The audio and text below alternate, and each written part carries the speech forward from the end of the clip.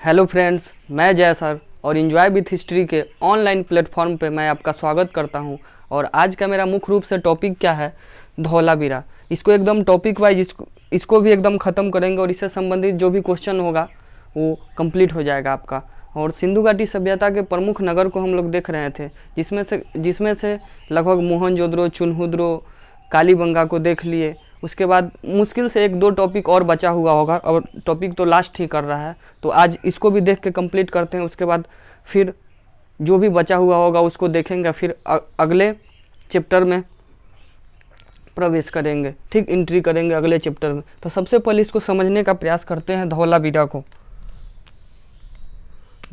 को समझने का प्रयास करते हैं। तो सबसे पहले धौलावीरा ये मैप है और ये इंडिया का मैप है।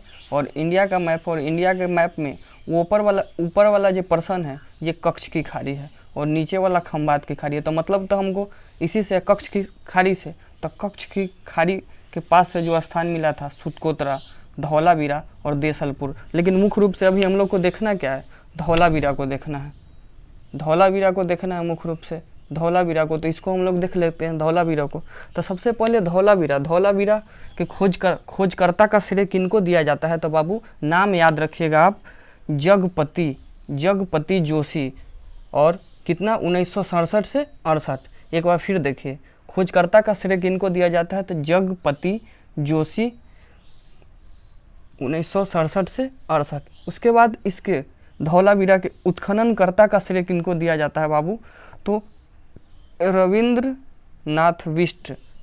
विष्ट। और इसका कब से कब तक है? 1991 से 1992। ठीक है बाबू, हम लोग देखें यहाँ कच्छ की खाड़ी में मैप से देखें तो धौलावीरा ये गुजरात का क्षेत्र में पड़ता है।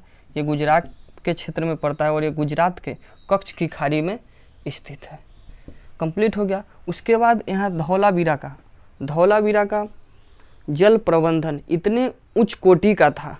सिंधु घाटी सभ्यता में अगर जल प्रबंधन की अगर बात करें तो सबसे बेहतरीन यहाँ का था, धौलावीरा का। यहाँ अच्छे पानी की आगमन तथा गंदे पानी के निकास के लिए एकदम बेहतरीन नाले की व्यवस्था की गई थी, जिसको अब हम लोग यहाँ से देख लेते हैं कौन से साक्ष्य प्राप्त हुए हैं और क्या क्या प्रमुख बातें हैं, इम्पोर्टेंट बात हैं, उसको हम लोग देख लेंगे। उसके बाद देख लेते हैं। तो हम लोग देखने का प्रयास करते हैं। बाबू ये मेरा जो टीला है पूर्वी टीला है, ये आपका मध्य टीला है और ये पश्चिमी टीला है।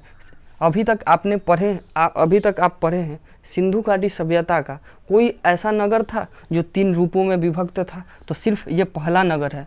क्वेश्चन यहाँ से भी आ जाएगा, बहुत इंपॉर्टेंट क्वेश्चन, कि सिंधु घाटी सभ्यता का वह कौन सा नगर था जो 3 रूपों में विभक्त था? तो बाबू ये मेरा धौलावीरा हो गया, है ना। अभी तक आप कोई नहीं देखे थे। तो 3 रूपों में विभक्त था। सबसे पहला है पूर्वी टीला और दूसरा है मध्य टीला और तीसरा है पश्चिमी टीला। पूर्वी टीला में बाबू श्रमिक लोग निवास करते थे। कौन निवास करते थे? श्रमिक लोग निवास करते थे।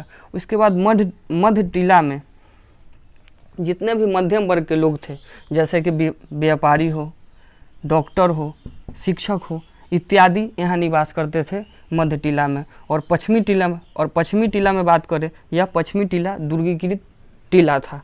उसके बाद पश्चिमी टीला में पुरोहित वर्ग निवास करते थे या राजवंशीय लोग या राजा लोग इसमें निवास करते थे। ठीक है, कंप्लीट हो गया मेरा पूर्वी टीला, मध्य टीला और पश्चिमी टीला। उसके बाद मेन रूप से देख लेते हैं।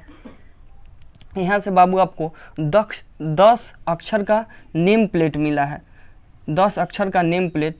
अगर आप अभी के समय अगर आप स्टेडियम में जाते हैं तो स्टेडियम का नाम दर्शाया हुआ होता है ना, नाम लिखा हुआ होता है ना, कोई भी स्टेडियम हो। तो उस समय भी ऐसी व्यवस्था थी कि लोग घूमते हुए नहीं रह जाए। स्टेडियम है तो स्टेडियम पर लिखा हुआ रहता था। इसी के लिए वहाँ से 10 अक्षर का नेम प्लेट का भी साक्ष्य मिला है जो विज्ञापन को दर्शाता है। उसके बाद स्टेडियम जो मिला था उस पर शैलकृत स्थापत्य, मतलब कि पत्थरों से वहाँ कला किया हुआ था, पत्थरों का कला था वहाँ स्टेडियम पे, शैलकृत स्थापत्य। उसके बाद यहाँ धौलावीरा में आपको 16 बड़े तालाब और 2 नहर नाली थी। यहाँ बता ही रहे हैं आपको कि धौलावीरा में यहाँ पानी की व्यवस्था अति उत्तम थी। ठीक है, कंप्लीट हो गया।